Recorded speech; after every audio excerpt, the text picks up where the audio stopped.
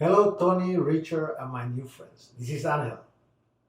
I am very thankful for the opportunity to share with you how we can collaborate in bringing health and happiness to your associates and clients. But first, let me talk a little bit about myself. My name is Angel Rafael Braña. Braña is my family name from Spain. I live in the United States in Fort Myers, Southwest Florida. But I'm originally from Puerto Rico, a small island in the Caribbean Sea, densely populated with 3.5 million people. I was raised in San Juan, the capital city, a colonial city founded under the sovereignty of Spain 500 years ago. As a clinical physician, I have spent over 35 years helping community develop primary care services. But most important, helping people attain two major goals in life: to be happy and healthy. My objectives in these presentations are to provide a summary about my professional background as it relates to medical specialties, to talk about some related clinical and teaching experiences, and to give you some context of what I would like to offer. For example, I will talk about non-traditional practices like acupuncture, yoga, meditation, breathing exercises, and managing pain, but from very particular perspectives that are unique. What about my professional background? Preventive medicine is my primary specialty, with a concentration on lifestyle medicine. I also practice a subspecialty of health informatics that deals with using information technologies to organize and analyze health records to improve healthcare. Family medicine is my secondary specialty, a specialty devoted to provide comprehensive healthcare for people of all ages. My goal is to understand the patient in the context of the family and the community, emphasizing health promotion and disease prevention. Preventive medicine is a specialty that focuses on the health of individuals and the communities to promote health and well being and prevent disease, disability, and death. It includes biostatistics, epidemiology, planning and evaluation of health services, management of healthcare organizations, and research. When preventive medicine is applied to the community, we are talking about public health, the science of protecting and improving the health of people in their communities.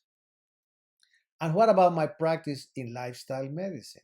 I coach individuals on lifestyle interventions for the treatment and management of disease. I apply medical, behavioral, motivational, and environmental principles to manage lifestyle related health problems through self management. This is an important concept because our associates must learn how to motivate their clients to adopt healthy lifestyles to prevent and combat disease. I will talk some specifics on how to motivate people. But what is a lifestyle coach? I help a person become aware of lifestyle choices and how these affect their health and well being. I empower the person to make healthy choices based on evidence based medicine. And I motivate them to change, facilitating that the individual moves along the continuum of stages of change, which I'll explain later. Coaching should not be confused with counseling or mentoring, which is working with a client who feels uncomfortable or dissatisfied with their life and are seeking for guidance and advice. Or therapy, working with the client who seeks relief from psychological or physical symptoms. Consultancy is providing expertise to solve mental or physical problems. And teaching is providing knowledge that goes from a teacher that knows something to a student that does not. All these activities are part of coaching, but coaching is a partnership between clinicians and the client or patient. It means helping a client or patient to achieve results they want in their personal life. That, in my experience, is to be healthy, happy, and free of disease and disability. Later in the presentation, again, I will talk briefly about motivating people to change. Now, let me talk briefly about my non traditional medical practices. I was one of 26 physicians that introduced acupuncture in Puerto Rico back in 1985. I have a series of presentations to help individuals contextualize acupuncture within the most recent research in Western medicine to complement traditional Chinese knowledge and practice. I'm also a certified yoga instructor, and I designed a 12-week program to manage chronic pain based on the recent recommendations by the American College of Physicians, the American Pain Society for the Treatment of Acute, Subacute, and Chronic Pain, and on research at the Boston Medical Center. I do not teach yoga as a gymnastic exercise or pure philosophical experience, but to manage anxiety, stress, and pain, and to achieve higher levels of alertness within a calm mental state. I also teach breath body mind methods. These are techniques for the management of anxiety, stress, and pain. It's a program developed by two prominent psychiatrists from New York with whom I work. The program is used around the world with populations affected by extreme trauma, like terrorism, massacre, natural disasters, and the war. And right now, we are teaching it through telemedicine of people affected by the coronavirus. Two topics I would like to dedicate some time later in my presentation: the Breath Body Mind program and pain management, because I believe it will be most important to our associates. Anxiety and depression are the most common mental health problems, and pain, particularly back pain, is the most common physical ailment around the world. The Breath Body Mind program by itself could be delivered in short seminars for personal improvements. And your associates will benefit greatly as they will appreciate that as a company, you are helping them in achieving a healthier mental state free of pain. My teaching experience. Well, it comes from formal academic appointments in several schools of medicine, where I have taught family medicine and primary care. My focus has always been educating on how lifestyle define our status. At the present time, I teach public health informatics at the San Juan Bautista School of Medicine in Puerto Rico. Another example of teaching: for many years, I've sponsored medical students from the Florida State University College of Medicine in an international service program, a yearly visit of medical students to the United States-Mexico border to assist communities in need while they learn community responsive practice, which is to recognize the complexities of each community and to use methods that respect community members and allow them their voices to be heard. For example, in Panama, in Tamaulipas, Mexico, in Rio Bravo, Mexico, in McAllen, Texas, to name a few. I also want to highlight the work that I'm doing in Mexico and Puerto Rico, training clinicians to improve their practices. In Mexico, through the Pan American Collaborative for the Development of Emergency Medicine, and in Puerto Rico, through the Puerto Rico Academy of Medical Directors. My work in Mexico goes back to 2003. In 2005, I had developed the first international training for disaster response. In 2006, I was instrumental developing the first advanced life support in obstetrics program in Mexico. Since then, literally thousands of clinicians have been trained. At this point in time, I'm developing a program for rejuvenation using bioregulators, and I'm eager to learn about your products to incorporate these in our programs. On a yearly basis, I do lectures and workshops on lifestyle and management of stress. This is the promotion brochure for last year's second Pan American Forum for Emergency Medicine and Global Health. Global health was my theme. I work with literally thousands of affiliates in Mexico and other countries in Latin America. This happens in Puerto Rico as I work with the Puerto Rico Academy of Medical Directors, a network of clinical leaders interested in innovative approaches to help improve the life of their patients. This was a forum entitled Disaster Preparation and Response, and this was my audience. Here I am with the most celebrated Puerto Rican, the first woman and Latina to be appointed Surgeon General of the United States, Dr. Antonia Novello, best friends and my mentor. I have also provided assistance in organizing clinics all over the United States, in Africa, and in countries in Latin America.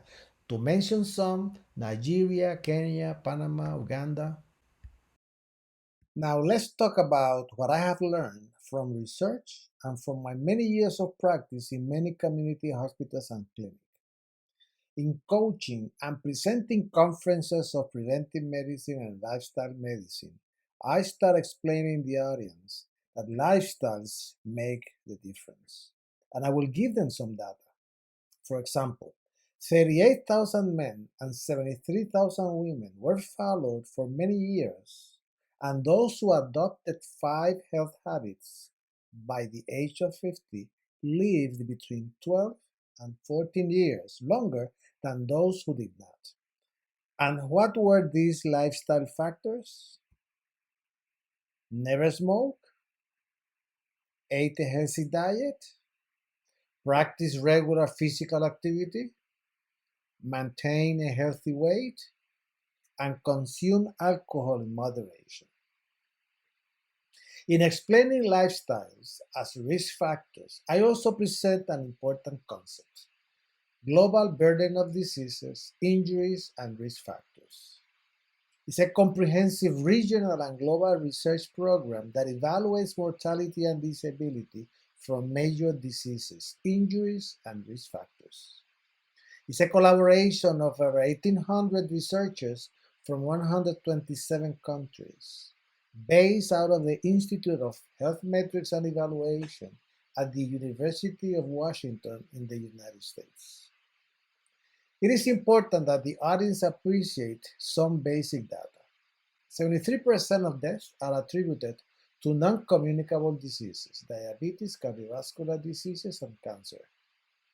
And death rates are estimated to increase from 32 million in 2012 to 52 million in 2030. Most important is that the health dollars are spent on chronic health conditions when there is little to improve. Cardiovascular disease is an example.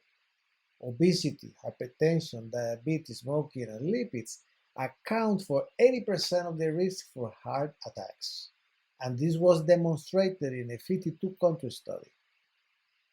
People need to understand that these risk factors affect multiple organs and systems. In summary, 80% of the total burden of disease is associated with only 5 lifestyle risk factors: smoking, alcohol, the ever-present drink to celebrate almost anything, poor nutrition, either for too much or too little, lack of exercise, and very important, toxic stress. The next step is to talk about how to manage these 5 risk factors. Smoking, eliminate. Alcohol, in moderation. Up to 1 drink in a day for women, up to 2 drinks in a day for men. Inadequate diet, adopt a whole food, plant-based diet. Very important, when we talk about diet, we need to talk briefly about the China study, the most comprehensive study of nutrition ever conducted, and the significant implication of diet for weight loss and long-term health. It was a 20-year joint program between Cornell University, Oxford University, and the Chinese Academy of Preventive Medicine. The study surveyed the eating habits of 6,500 adults from all over China and Taiwan and found a direct correlation between diet and diseases. Lack of exercise, whether you do calisthenics, walking, or jogging, or weightlifting, practice physical activities. Personally, I Oppa dance. Gangnam Style. Gangnam Style. Oppa Gangnam Style. By the way, I am an instructor for ballroom and Latin rhythms. In terms of stress, let's talk briefly about the Breath Body Mind program and yoga and Qigong as I teach them. In the Breath Body Mind program, I talk about how the brain listens to the lungs. Let's talk for a minute about the Breath Body Mind program because in Asia, using the breath for health is the norm. When I say that the brain listens to the lung, I mean that when stress hits the body responds with physical reactions, emotions, thoughts, judgments, and behaviors. Now, through breathing, the lungs send messages to the brain. Breathing is the mechanism that sends most signals to the brain about what's going on in our bodies. Well, how do I teach the ancient practice of breathing? I teach voluntary regulated breathing practices as most effective based on recent research. In yoga, from a philosophical point of view, we talk about pranayama, the extension of life force, the consciousness awareness of breath, life force that energizes and relaxes. Now, how do I teach breathing? I teach coherent breathing. Very simple but most effective. Our associates will learn to breathe 3 to 6 times per minute, not 12 or 14, which is normal, or any number for that matter, but 3 to 6 breaths per minute.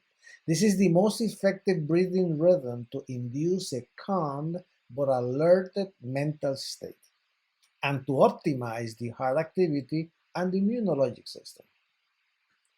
Now, this is most important because coherent breathing is embedded in our physiology for co-regulation. And what is co-regulation? It is the psychological mechanism through which our parents teach us safety, closeness, and contact bonding.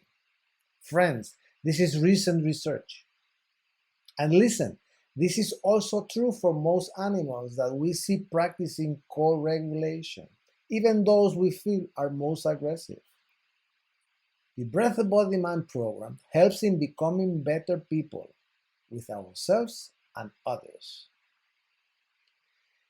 The other piece of the puzzle in managing stress and pain in my program is yoga and Qigong, ancient practices that just recently we started to understand and how they operate in our neurophysiology. Why do people practice yoga and Qigong? To promote relaxation and reduce stress. For a hot workout for a perfectly sculpted body. For inner harmony, balance, and a sense of overall well being. To get relief from physical and mental pain and suffering. For spiritual connection and growth. To help stop body deterioration despite exercising and dieting correctly. In the Breath Body Mind program, I incorporate yoga and Qigong practices to complement breathing and meditation.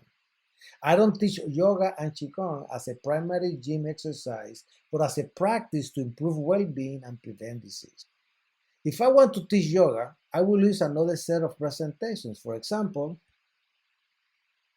Yoga, a journey for a life free of pain, in which I present basic tenets and the program components.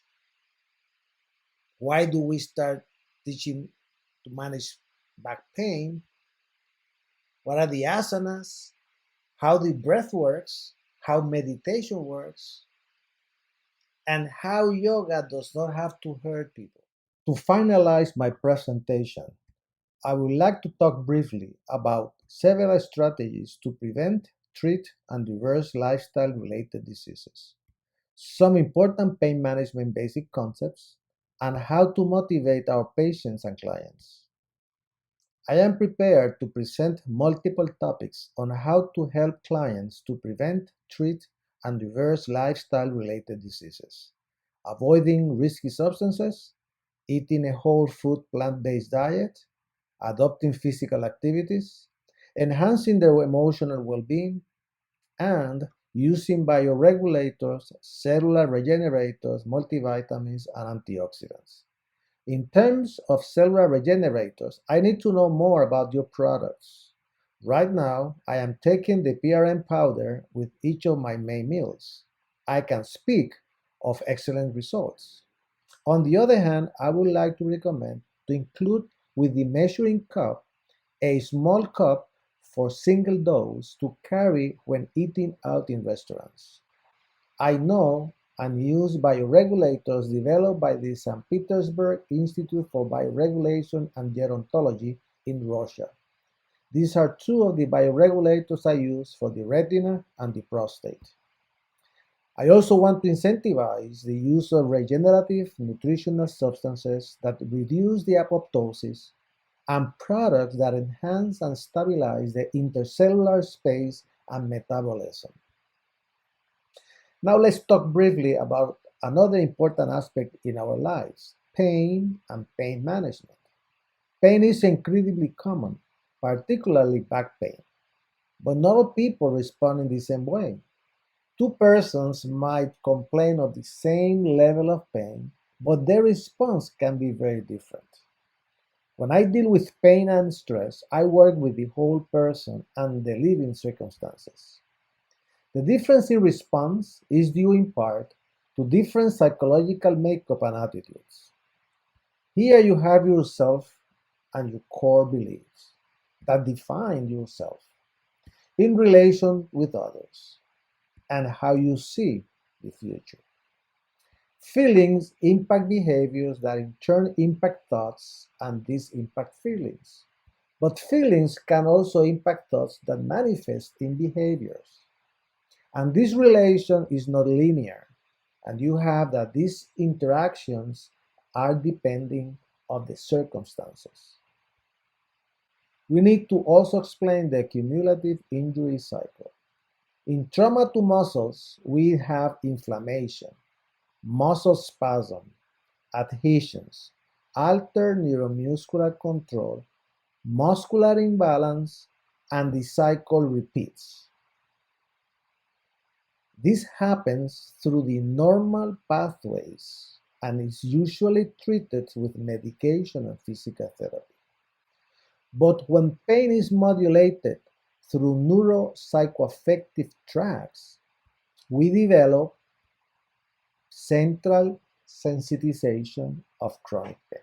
We need to teach our patients or clients how to bring homeostasis. This is a figure that I could explain if needed, with details about the anatomy on how pain is transmitted and the different traditional treatments for each level of the central nervous system that could be affected.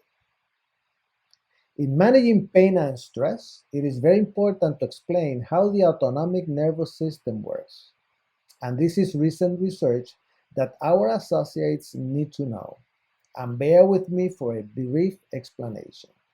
There are two parts to the autonomic system: sympathetic system and the parasympathetic system.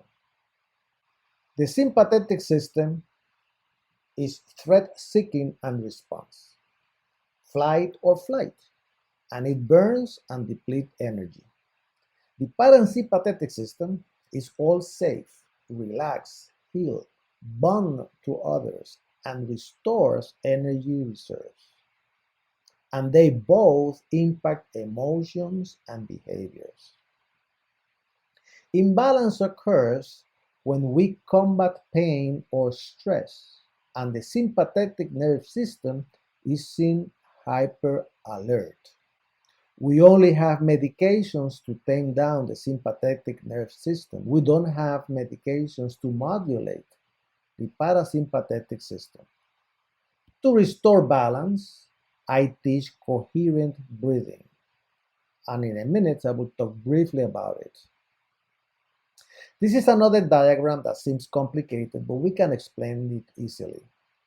Here you have the brain controlling organs through the autonomic system, and these organs send back signals to the brain.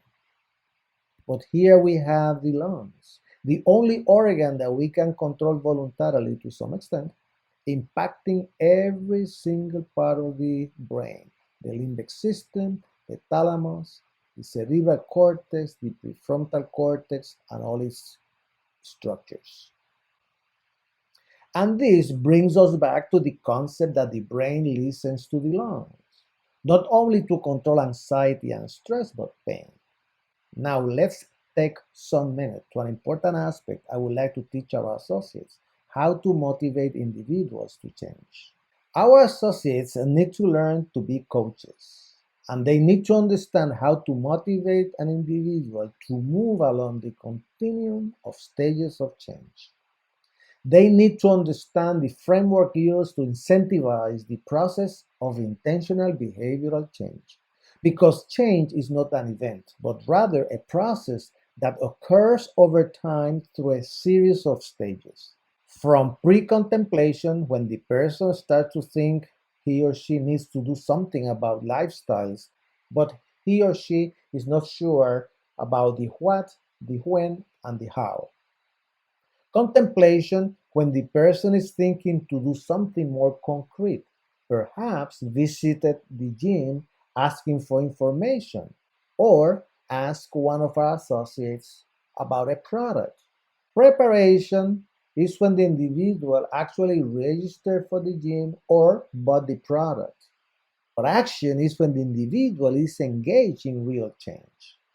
And finally, we have maintenance, when they are doing the activity but they need reinforcement. When I talk about stages of change, I make the analogy of the electrical plug. You are not going to be able to plug a three-prong plug into a two-prong receptacle. They don't match. If I tell a person to take action, for example, eating a better diet, or doing exercise, or taking bioregulators or cellular regenerators, and they are not even contemplating that they have to change, they're not going to take action.